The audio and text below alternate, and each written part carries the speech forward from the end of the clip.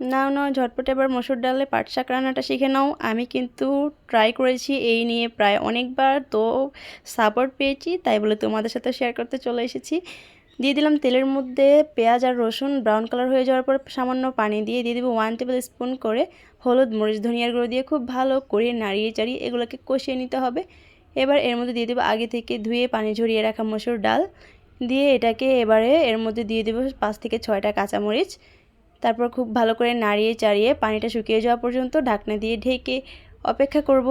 এর মধ্যেই বলে দিচ্ছি, যারা আমার এই ভিডিওটাকে দেখছো ফার্স্ট টাইম আমার চ্যানেলে বা আমার পেজে, অবশ্যই কিন্তু চ্যানেল থেকে দেখলে সাবস্ক্রাইব করে আমার চ্যানেলের পাশে থাকবে, আর পেজ থেকে দেখলে ফলো দিয়ে পাশে থাকবে।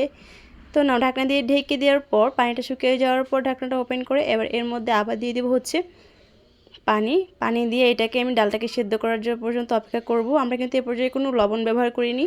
এবারে পানিটা শুকিয়ে আসার পর দিয়ে দেবো হচ্ছে স্বাদমতো লবণটা দিয়ে এর মধ্যে দিয়ে দেবো হচ্ছে আগে থেকে ধুয়ে কেটে রাখা পাট শাকগুলোকে দিয়ে আবার আমি সেম ঢাকনা দিয়ে ঢেকে দেবো শাকটা একটু নেতি আসা পর্যন্ত।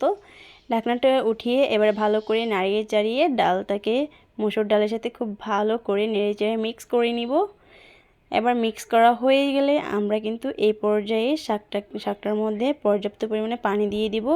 পর্যাপ্ত পরিমাণে বলতে একটু বাড়িয়ে দেব, যাতে শুকানোর পর আমরা যতটুকু পর্যন্ত চাচ্ছি এটা একটু কতটা পর্যন্ত ঝোল থাকবে সেই পরিমাণে পানিটা দিব।